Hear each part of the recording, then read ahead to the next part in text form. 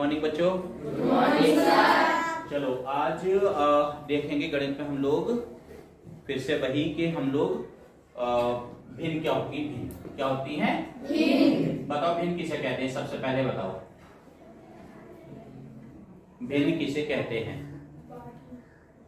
भिन्न का मतलब चलो वो अलग बात हो गई। और बताओ जब संख्याएं किस में रखी होती हैं, हाँ p बटे q की फॉर्म में, यानी कि इसको बोलते हैं हम अंश और इसको बोलेंगे हम हर। जब संख्या अंश और हर के रूप में रखी होती है तो उसको बोलेंगे हम भिन्न भिन्न के रूप में। ठीक, इसका भिन्न का मतलब और तुमने क्या बताया था, बांटना। यानी कि यदि ऊपर एक है तो एक के कितने हिस्से हो रहे हैं, दो हिस्से।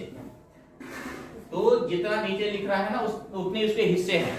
अब यदि तुमसे कोई कहे कि भाई आधा आधा बताओ गणित में कैसे लिखेंगे, 1/2। इसका मतलब क्या है भैया कि कोई एक वस्तु थी, ये एक थी पूरी, है ना, उसके हमने कितने टुकड़े कर दिए। अब यदि यहाँ पे लिख रहा है 1/4, 1/4, इसको मैंने कितने टुकड़े करे, 4।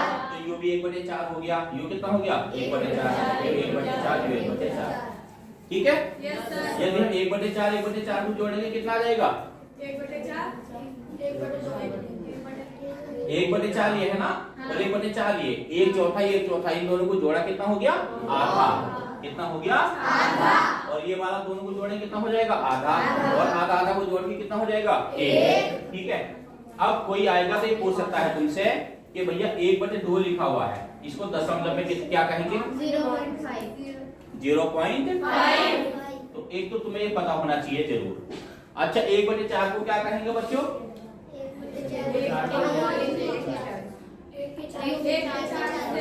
1 के 4 से तो हो रहे हैं, लेकिन दशमलव में क्या कहेंगे, इसको भाग करके देख लो ना। इसको क्या करनी है हमें, भाग। तो हमें 4 कहाँ लिखना है, यहाँ, और 1 लिखना है यहाँ। अब बताओ 4 से किसको भाग देनी है, कितने बार जाएगा, 0 बार। 1 बार से जाएगा नहीं, कितनी बार जाएगा, 0 बार। यहाँ पे क्या लिख लिया, 0। यहाँ पे क्या गया, 1। अब 1 तो छोटा है, क्या करें, दशमलव लगाओ। यहाँ पे लगा दिया हमने दशमलव, यहाँ पे लगा दिया 0। अब 4 दूनी 8, कितना बचा, 2। अब दशमलव तो पहले से लगा हुआ है, यहाँ एक 0 बढ़ा दिया हमने, 4 पंजे 20। तो आ गया कितना बच्चों, 1/4 का मतलब क्या आया है, दशमलव 0.25, 0.25। इसको या तो ये कह लो 25 पैसे, ये 25 पैसे है ना, 25 पैसे और 25 पैसे कितना हो जाएंगे, 50 पैसे, मतलब आधा रुपया। और 25 पैसे 4 बार जोड़ तो कितना हो गया, 1 रुपया। इस तरह से होता है संख्याओं का, क्या होता है, संख्याओं को डिवाइड करना, बांटना। तो ये कोई भी यदि आता है ना क्लास में तो ये जरूर पूछेगा आकर के कि भैया ये बताओ कि अब हमने कहा है कि एक संख्या है, ये 1 था, इसके हमने 8 हिस्से कर दिए, कितने, 8। और 1 के करे हमने 10 हिस्से, 10। कितने करे, 10। अब इन दोनों संख्या में बड़ी संख्या कौन सी होगी, 1/8। क्यों, इसका मतलब 10 हिस्से तो छोटे छोटे हो जाएंगे, 8 हिस्से करेंगे तो थोड़े से बड़े बड़े, है ना। कहते हैं ना तेरे 1000 टुकड़े कर दूंगा, तो वे तो बहुत छोटे छोटे टुकड़े हो जाएंगे। और किसी का 100 टुकड़े करें तो वे थोड़े से बड़े रहेंगे। तो हमें नीचे की संख्या का ऐसा देखना है कि ये जरूरी नहीं कि नीचे की संख्या बड़ी होगी तो वो संख्या बड़ी हो जाएगी, वो संख्या क्या होती है, छोटी होती है, क्योंकि ये बांटते हुए ना। तो चलो अब 1/8 को दशमलव में व्यक्त करना कैसे करेंगे, 8 को तो यहाँ लिखा और 1 को लिखा यहाँ। ठीक है, फिर से वही फार्मूला अपनाओ भाई, 1 तो छोटा है ना और 8 बड़ा है, कितनी बार जाएगा, 0 बार। यहाँ पे 0, यहाँ पे आ गया 1। अब लगा दो दशमलव, यहाँ लगा दो 0। 8 एकन 8, बचा कितना, 2 0, 8 एकन 8, कितना बचा, 4 0, 8 पंजे 40।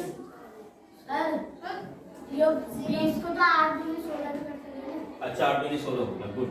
8 दूनी 16, कितना बचा, 4, 8 पंजे 40। ये कितना हो गया, 0.125, है ना। ये किसका मान आया है, 1/8 का मान। कर लेंगे। अब कभी कभी क्या आता है, तुमसे कोई ये पूछ सकता है कि भैया 1 का है 2/5 और 3/7, इसमें से बताओ कौन सी संख्या बड़ी है। 2/5 और 3/7। उन्होंने कहा कि इसमें से बड़ी संख्या बताओ। 3/7। कैसे पता करा? क्योंकि सर ऊपर की संख्या बड़ी है। अब मुझे तो नहीं पता लग रहा है सर। तो इसका आसान तरीका क्या है भैया, दोनों की भाग करके देख लो ना। यहाँ पहले क्या है 2/5, यानी कि 5 को तो यहाँ रखा, 2 को यहाँ, तो कितना लगा दिया 0 बार 2.0, 4 पंजे 5 चौक 20, कितना आ गया 4। तो इसको तो कहेंगे 0.4। ठीक है। अब 3/7 यानी कि 7 यहाँ 3 यहाँ, तो कितना 0 बार गया 3.0, 7 चौक 28, कितना बचा 2 0, 7 दूनी 14, 7 की 21, लगभग कितना आएगा। और बताओ कौन सी बड़ी है? 0.43, यानी कि ये वाली 3/7 बड़ी कौन सी होगी 3/7। तो हमें ऐसे पता नहीं लगने का, हमें पता कैसे लगेगा कि हम इन संख्या को दशमलव में बदल लें, और दशमलव में बदल लेंगे तो दशमलव में सबसे बड़े ये देखोगे ये कौन सा बड़ा है, इसके बाद दूसरे नंबर की कौन सी बड़ी है, तीसरे नंबर में जो संख्या, इस तरह से हम इनको देख लेंगे। तो हमें छोटे बड़े का पता होना चाहिए। अब यदि इनके बीच में हम निशान लगाएं, देखो एक तो बच्चों बराबर का निशान, ये काहे का है बराबर, ये दोनों संख्याएं बराबर हैं, दोनों संख्याएं क्या हैं बराबर। अब बराबर तो है नहीं ये, या बराबर है ये, छोटी है बड़ी कौन सी, छोटी कौन सी है ये वाली, और ये कैसी है बड़ी। तो क्या करेंगे बताओ, ये लगाएंगे इस तरह का निशान, ये बड़े का निशान है, मतलब जिधर को मुंह खोला वो संख्या बड़ी, जिधर को मुंह बंद वो संख्या छोटी। अब यदि हम ऐसे लिख दें इसको 0.43 और इधर लिख दिया 0.4, अब भैया कैसे लगाऊं ये निशान, अब ऐसे लगाना, अब क्या लगाना पड़ेगा, इधर को मुंह कर दिया हमने, क्योंकि ये कैसी है बड़ी, ये हो गई छोटी। तो समझ गए तुम लोग इस चीज को। तो जब भी कोई क्लास में आता है तो वे सबसे पहले दशमलव में उलझाने की कोशिश करता है। तो एक तो हमने क्लियर कर लिया, ठीक है, ये हमें सबको पता होना चाहिए। जस्ट ना बच्चों, चलो अब हम लोग थोड़ा सा ये और देख लेंगे इसमें कि लघुत्तम सारे बच्चे जानते हैं ना। Yes sir. हैं सारे बच्चे कर लेते। Yes sir. लघुत्तम का मतलब क्या है, शॉर्ट फॉर्म में क्या बोलते हैं उसको, है ना, एलसीएम में लेस है ना, लघुत्तम समापन। चलो एक संख्या है 2 और एक संख्या है 20, इन दोनों का लघुत्तम बताओ क्या आएगा। 2 का 20 का, 2 का 20 का लघुत्तम। चलो यहाँ करके देख ले इसको, 2 रखा 20 रखा, ऐसे फील किया, क्या से काट दो 2 से 2 1 2 1 कितना बार 10 बार, फिर 2 से 1 तो 1 किए 5 बार, और ये 5 1 1 2 दूनी 4 पंजे 20। तो लघुत्तम कितना आ गया इसका 20। तो ऐसे लिख देंगे लेसे पे बराबर 20। जितनी आपकी संख्या रहेगी उतनी काटे चले जाओ, बाद में गुणा करके रख दो। अब हम पूछेंगे महत्तम क्या होता है। महत्तम ये तो तुमने निकाल दिया लघुत्तम, अब इन्हीं दोनों संख्याओं का महत्तम और निकालना हो तो महत्तम निकालने के लिए जैसा 2 है, 2 के टुकड़े कहेंगे 2 गुणा 1, और 20 के टुकड़े क्या है बच्चों 2 गुणा 5। जो दोनों संख्या कॉमन हो, मतलब ऊपर नीचे दोनों माई हो, कैसी संख्या ऐसी, तो कौन सी है कॉमन 2। तो ये हो गया मैसे पे, मैसे पे कितना हो गया 2। तो लघुत्तम हमेशा बड़ा संख्या होती है, मैसे पे कैसे होती है छोटी संख्या। दोनों मतलब पता लग गया। एक तो ये तरह का आ सकता है, दूसरा मैंने तुम्हें पढ़ाया था वर्ग।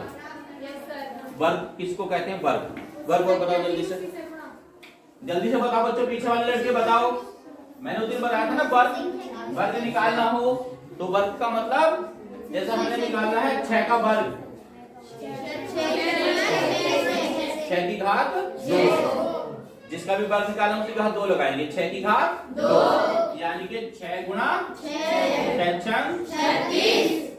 अब तुमसे कोई ये कह दे घन बताओ तो इसका, तो घन ये तो हो गया वर्ग, ये हो गया वर्ग। और कोई अगर जो घन कहेगा ना घन, तो घन का मतलब होता है 3 घात, 6 की घात 3, यानी कि 6 गुणा 6 गुणा 6 छंग 36 का 36, ऐसे कर लो 6 छंग 36, 6 18 और 3 तो कितना आ गया 216।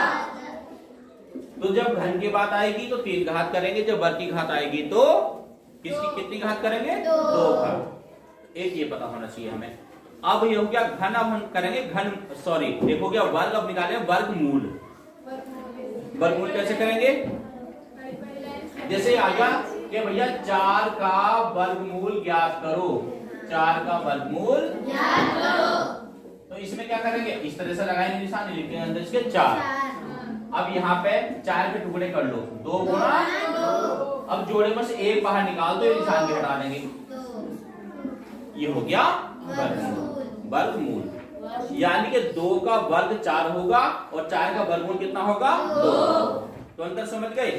इस तरह से ये चीजें हमें थोड़ी सी कॉमन बातें हैं, बिल्कुल छोटी छोटी बात है, कॉमन है ना। सम विषम, सम विषम बताओ, सम संख्याएं।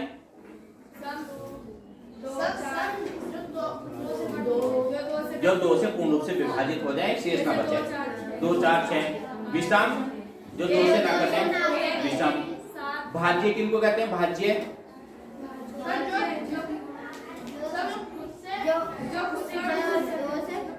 हाँ, किसी से कट जाए, किसी तरीके से विभाजित हो जाए वो, एक के अलावा भी, है ना, एक के अलावा, खुद के अलावा। जैसे 9 है, 9 सम नहीं है लेकिन भाज्य तो है, क्योंकि 9 किससे करता है? 3 से, है ना। अब मुझे बताओ अभाज्य। भैया 1 से करता है, खुद से करता है, इसके अलावा किसी से ना करता वो। जैसे 11, 1 है, 2 भी अभाज्य संख्या है। 17, 11 और 19 और 23। तो ये कैसी संख्याएं हैं? अभाज्य संख्याएं। ठीक है, तो इन चीजों को थोड़ा सा देख लेंगे अभी, है ना। और ठीक, चलो।